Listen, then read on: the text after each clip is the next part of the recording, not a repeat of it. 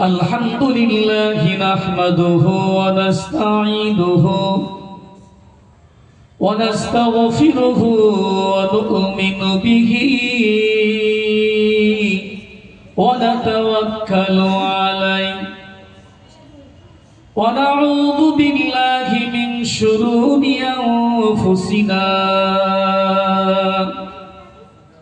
ومن سيئات أعمالنا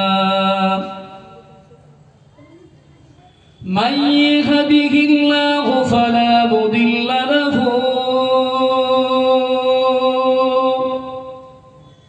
ومن يضلله فلا هادي له ونشهد أن سيدنا وحبيبنا وشفيعنا ومولانا محمدا عبده ورسوله أرسله بالحق بشيرا ونذيرا وداعيا إلى الله بإذنه وسراجا منيرا أما بعد فقد قال الله تعالى في كلام المجيد والفرقان الحميد أعوذ بالله من الشيطان الرجيم بسم الله الرحمن الرحيم يا أيها الذين آمنوا ادخلوا في السلم كافة ولا تتبعوا خطوات الشيطان إنه لكم عدو مبين وقال الله تعالى في موضع آخر إن الذين آمنوا وعملوا الصالحات كانت لهم جنات الفردوس نزلا صدق الله العظيم وقال النبي صلى الله عليه وسلم لا يؤمن أحدكم حتى أكون أحب إليه من والده وولده والناس أجمعين أو كما قال عليه الصلاة والتسليم وقال الله تعالى في شان حبيبه مخبرا وآمرا إن الله وملائكته يصلون على النبي يا أيها الذين آمنوا صلوا عليه وسلموا تسليما اللهم صل على سيدنا مولانا محمد وعلى آل سيدنا سيدنا مولانا محمد দুর্ভারতে বসে আমরা দুর্ভারতে বসে আমরা সহিতে পারি না খোদা মোদের নিয়ে চলো ওই মক্কা মদিনা আল্লাহুম্মা সাল্লি আলা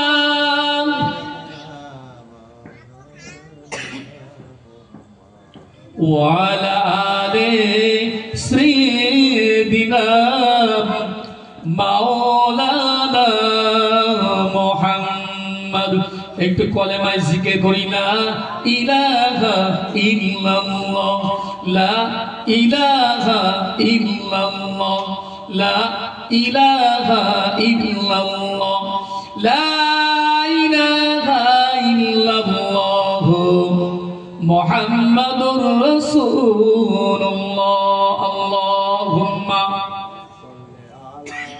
খুব মহব্বতের সঙ্গে বলুন মাওলানা মুহাম্মদ ওয়া আলা আলি সাইয়্যিদিনা মাওলানা মুহাম্মদ আম্মা বা'দ আজ বছর আমর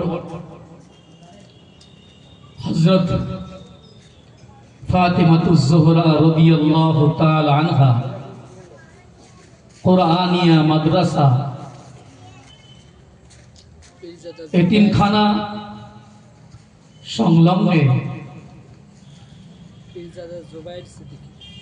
এক বিশ্ব নবী দিবস উদযাপন উপলক্ষে এক মহান মিলাদুন নবীর জলসায় আমরা এখানে উপস্থিত হতে পেরেছি। মহান রব্বুল আলামিনের দরবারে অসংখ্য শুকরিয়া, যিনি আমাদের মতন নগণ্য পাপীদেরকে সমস্ত দুনিয়ার কুকর্ম থেকে বিরত রেখে এমন একটি জান্নাতের বাগান উপহার দিলেন, যে জান্নাতের বাগানে বসলে লাভ ছাড়া লোকসান হয় না। সেই জান্নাতের বাগানে বসার জন্য মহান রব্বুল আলামিন ভালোবেসে আমাদেরকে নির্বাচন করেছেন। সেই মহান রব্বুল আলামিনের দরবারে হাজারো কোটি শুকরিয়া, সকলে বলি আলহামদুলিল্লাহ। তারপরে পরে জানায়, জানাকে সৃষ্টি না করলে মহান রব্বুল আলামিন এই বিশ্ব জগৎকে সৃষ্টি করতেন না। সেই মহান মানবের প্রতি অন্তরের অন্তরস্থল থেকে হাজারো কোটি দরুদ ও সালাম, সকলে উচ্চ স্বরে বলি সাল্লাল্লাহু আলাইহি ওয়াসাল্লাম।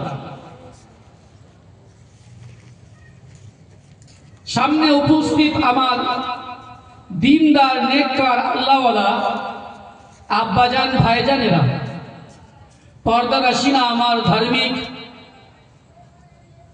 আম্মাজান ও বোনেরা, মহান রব্বুল আলামিনের দরবারে শুকরিয়া আদায় করি যে আজ আমরা জান্নাতের বাগানে বসতে পেরেছি। এই জন্য আমরা বড় লাভবান।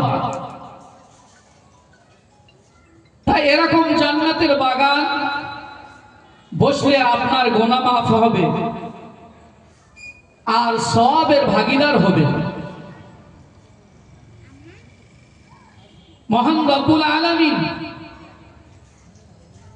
আমাদেরকে শেষ নবীর উম্মত হিসেবে পৃথিবীর জমিনে প্রেরণ করেছেন। এই জন্য আমরা গর্বিত যে আমরা শেষ নবীর উম্মত হতে পেরেছি। এই জন্যতে মহান রব্বুল আলামিনের দরবারে নবীদের মধ্যে অনেক নবী আল্লাহর কাছে ফরিয়াদ করেছিলেন, রব্বুল আলামিন আমাকে যদি নবী না করে শেষ নবীর উম্মত করে পৃথিবীর জমিনে প্রেরণ করতেন তো আমি ভাগ্যবান হতাম। তাহলে এই কথার দ্বারা বোঝা যায় যে নবী সিদ্দিকীনরা শেষ নবীর উম্মত হওয়ার জন্য তারা আল্লাহর কাছে কামনা করেছে, আর আমরা বিনা কামনায় নবীকে পেয়েছি, নবীর সাহাবাদেরকে পেয়েছি। তাহলে আমরা কত ভাগ্যবান, লাভবান, খুশনসিব। আল্লাহ পাক মানব জাতির মধ্যে শ্রেষ্ঠ মানব হিসেবে রব্বুল আলামিন বিশ্ব নবীর উম্মতকে শ্রেষ্ঠত্ব দান করেছে। এই বিশ্ব নবী মুহাম্মদুর রাসূলুল্লাহ সাল্লাল্লাহু আলাইহি সাল্লামের উম্মত হতে পেরে আমরাও গর্বিত যে নবী এখান থেকে 1450 বছর আগে এই উম্মতের জন্য কবরে শুয়ে শুয়ে আমাদের জন্য কাঁদছে, এই গুনাহগার উম্মতদের জন্য কাঁদছে, গুনাহগার উম্মতদের জন্য কাঁদছে। আমরা সেই নবীর উম্মত হয়ে আমরা কপাল ফোটা মুসলমান, সেই নবীর উম্মত হয়ে নবীকে আমরা সিরেফ মুখ দিয়ে ভালোবাসি, হৃদয় দিয়ে ভালোবাসতে পারি। যদি আমরা হৃদয় দিয়ে, অন্তর দিয়ে ভালোবাসতাম তো আজ আমরা নবীর যেখানে গুণগান হয়, নবীর যেখানে প্রশংসা হয়, নবীর যেখানে আলোচনা হয়, নবীর জীবন নিয়ে যেখানে গল্প করা হয়, সেটা হচ্ছে বেহেশতের বাগান। আল্লাহ পাক বলেছেন সেইটা হচ্ছে আমার রাসূলের যেখানে গুণগান হয় সেটা হচ্ছে বেহেশতের বাগান। তাই আমরা যারা এখানে বসতে পেরেছি আমরা খুশনসিব। মহান রব্বুল আলামিন, আমি কোরআনুল মাজিদ থেকে, সূরা বাকারা থেকে আর সূরা বনি ইসরাইল থেকে, সূরা কাহফ থেকে একটি ক্ষুদ্রতম কয়েকটি আয়াত পড়েছি। মহান রব্বুল আলামিন কোরআনের মধ্যে জানিয়ে দিলেন, ও আমার বান্দা বান্দীরা, তোমরা যারা আমাকে ভুলে গিয়েছো, তোমরা যারা আমার রাসূলকে ভুলে গিয়েছো, তোমরা যারা আমাকে ভুলে গিয়েছো, আমার রাসূলকে ভুলে গিয়েছো, তোমরা যারা পথভ্রষ্ট হয়ে গেছো, তোমাদেরকে আমি সাড়া দেই, তোমাদেরকে আমি স্মরণ করে দেই, তোমাদেরকে আমি রব হিসেবে তোমাদেরকে স্মরণ করে দেই। ও আমার উম্মতীরা, তোমরা আমার রাস্তাকে ছেড়ে দিও না, তোমরা আমার রাস্তাকে ভুলে যেও না। আমি তোমাদের জন্য ঐশী বাণী কোরআনুল মাজিদ নাজিল করেছি। সেই কোরআনুল মাজিদ নাজিল করে তোমাদের জন্য আমি এমন একটি গ্রন্থ দিয়েছি, এমন একটি কথা বলেছি, এমন একটি প্রেক্ষাপট তোমাদের জন্য নাজিল করেছি। আল্লাহ পাক কোরআনের মধ্যে বলেন, ইয়া আইয়ুহাল্লাযীনা আমানু দুখুলু ফিস-সিলমি কাফা। ও আমার বিশ্বাসী সম্প্রদায় বান্দারা, ও আমার বিশ্বাসী সম্প্রদায় বান্দারা, তোমরা আমার রাস্তাকে ভুলে যেও না। তোমরা যে আমরা ঈমান এনেছো, তোমরা পরিপূর্ণভাবে ইসলামের মধ্যে নিজেকে দাখিল করো। জোরে বলুন সুবহানাল্লাহ। আরেকটু জোরে বলা যাবে না সুবহানাল্লাহ? তাহলে রাসূলের উম্মত হতে গেলে নিজেকে পরিপূর্ণভাবে ইসলামের মধ্যে নিজেকে অর্পণ করতে হবে, দাখিল করতে হবে। নিজেকে দাখিল করতে হবে। ওয়ালা তাত্তাবিউ খুতুওয়াতি শাইতান, আল্লাহ পাক পরের আয়াতে বলেন, পরের শব্দের মধ্যে বলেন ওয়ালা তাত্তাবিউ খুতুওয়াতি শাইতান, তোমরা শয়তানের নকশে কদমে চলো না, তোমরা শয়তানের গোলামি করো না, শয়তানের পেরোবি তোমরা করো না। ওয়ালা তাত্তাবিউ খুতুওয়াতি শাইতান ইন্নাহু লাকুম আদুউম মুবিন। কেন? পরে কাকে বলছেন ওয়ালা ইন্নাহু লাকুম আদুউম মুবিন, শয়তান তোমাদের খোলা দুশমন। জোরে বলুন নাউযু বিল্লাহ। শয়তান যদি আমাদের খোলা দুশমন হয়, তা আমরা এখনো আল্লাহর পথকে ভুলে গিয়ে, রাসূলের পথকে ভুলে গিয়ে আমরা কেন শয়তানের গোলামি করি? আমরা কেন শয়তানের সাথে দেই? ও ভাই জানেরা, ও জওয়ান যুবকেরা, তোমরা, ও ছেলে বাচ্চারা, পর্দাশীল আমার মা ও বোনেরা, আল্লাহর নবীর সাহাবা হযরত আবু বকর সিদ্দিক রাদিয়াল্লাহু তাআলা আনহু এমন একটি মানুষ ছিলেন, এমন একটি ব্যক্তি ছিলেন, তার জীবন আলোচনা একটু করলে আপনার এই আয়াতের মর্মটা আপনি বুঝতে পারবেন, কোরআনের এই আয়াতটা আপনি বুঝতে পারবেন যে নিজেকে ঈমানের ইসলামের প্রতি কতটুকু পরিপূর্ণভাবে দাখিল করেছিলেন। ও ভাই জানেরা, ও জওয়ান যুবকেরা, নতুনরা, ছেলেরা, বাচ্চারা, পর্দানশীল আমার মা ও বোনেরা, আল্লাহর রাসূলের সাহাবা হযরত আবু বকর সিদ্দিক রাদিয়াল্লাহু তাআলা আনহু, হুজুর আমার ইসলাম নিয়ে আসার পূর্বে প্রথমে বিশ্বনবী মুহাম্মদুর রাসূলুল্লাহ সাল্লাল্লাহু আলাইহি সাল্লামকে জানতেন, বুঝতেন, যিনি ইনি একজন এমন একটি আমানতদার, এমন একটি সত্যবাদী মানুষ। রাসূলকে জানতেন যে নবী মুহাম্মদ রাসূলুল্লাহ সাল্লাল্লাহু আলাইহি সাল্লাম এমন একটি পাক পবিত্র ব্যক্তি, সত্য আমানতদার, যে জীবনে কোনোদিন মিথ্যা কথা বলেনি, যে জীবনে কোনোদিন চিটিংবাজি করেনি, যে লোকের মালকে আমানতে কোনোদিন খেয়ানত করেনি, এমন একটি ব্যক্তি তিনি জানতেন।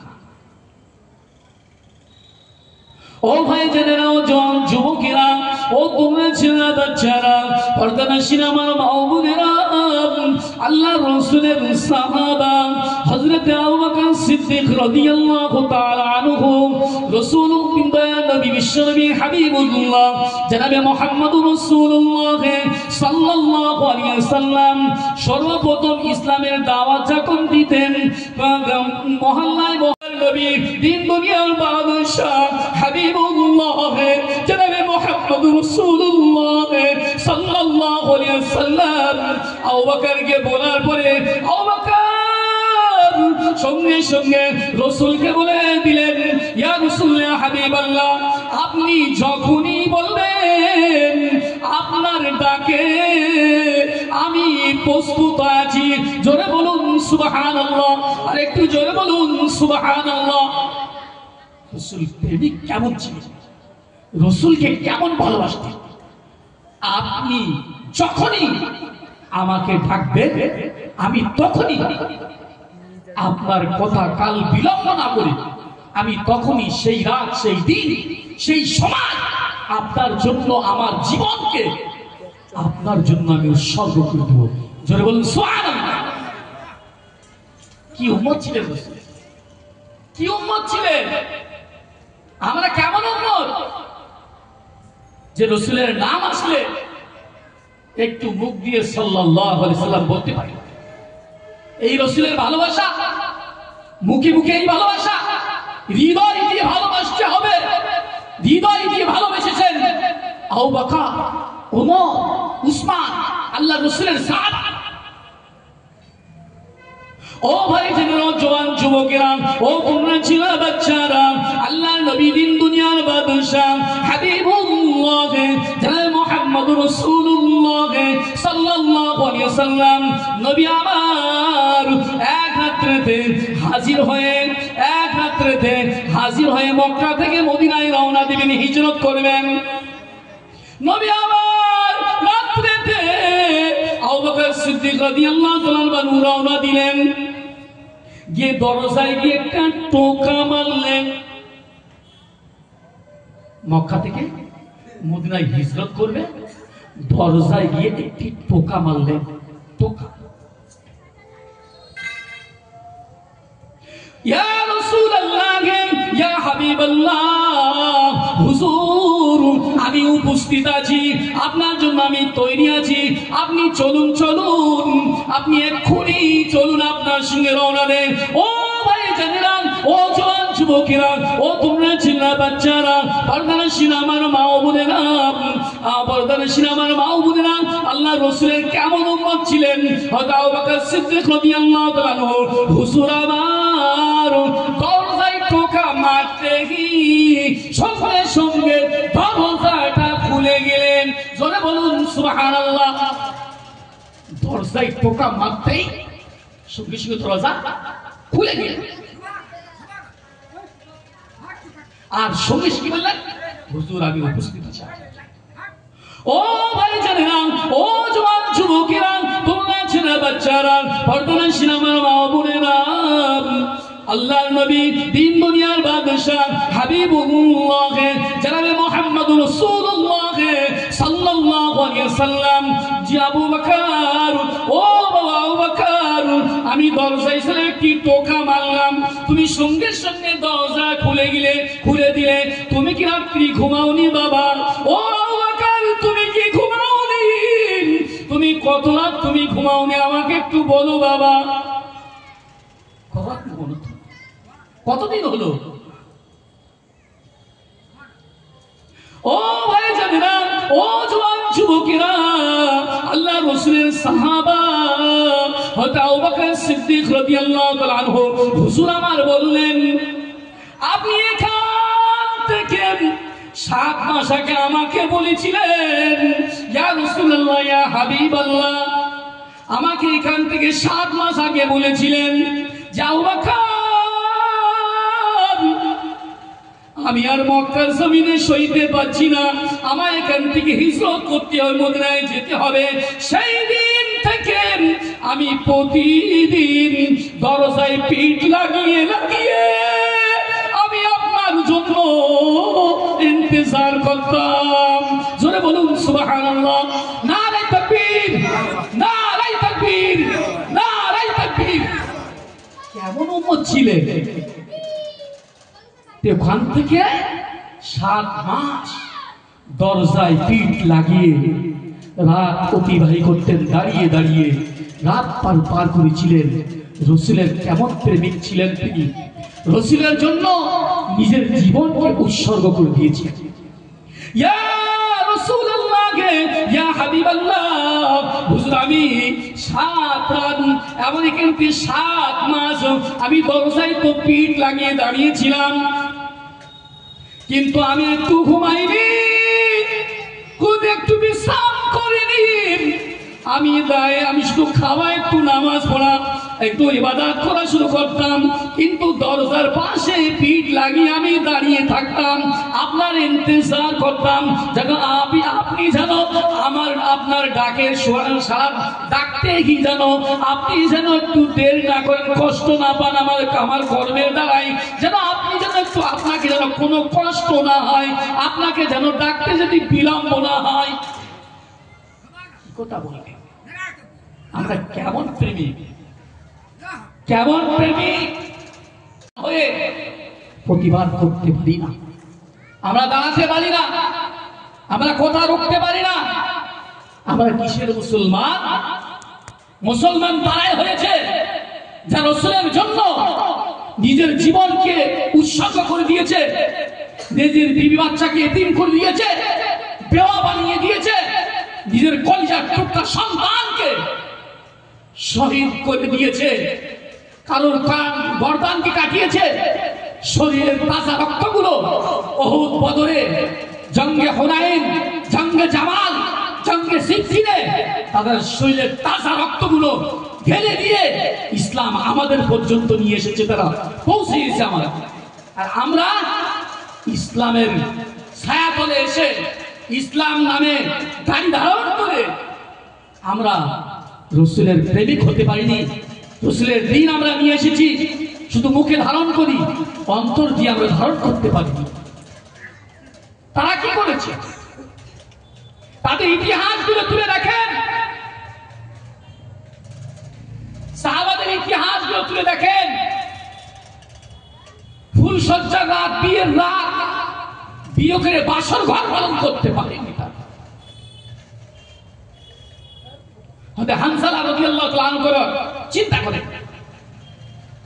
যুদ্ধের দামাও বেড়ে গেছে, সঙ্গে সঙ্গে রাসূল বললেন, হানজালা তোমাকে যুদ্ধে যেতে হবে। যুদ্ধে যাওয়ার সঙ্গে সঙ্গে লাব্বাইক ইয়া সাদাইক ইয়া রাসূলুল্লাহ, আমি হাজির আছি। সঙ্গে সঙ্গে বিয়ের দাগ শরীর থেকে ঢোকান, সঙ্গে সঙ্গে যুদ্ধে ময়দানে চলে গেলেন। ও ভাই জানেরা, ও জওয়ান যুবকেরা, ও তোমরা ছেলে বাচ্চারা, পর্দার সিনেমা মা বোনেরা, আল্লাহর নবী দিন দুনিয়ার বাদশা হাবিবুল্লাহ জনাবে মুহাম্মদুর রাসূলুল্লাহ সাল্লাল্লাহু আলাইহি ওয়াসাল্লাম বললেন, ও বাবা বকর, এই রাত্রিতে এখন কোথায় যাব বলো বাবা?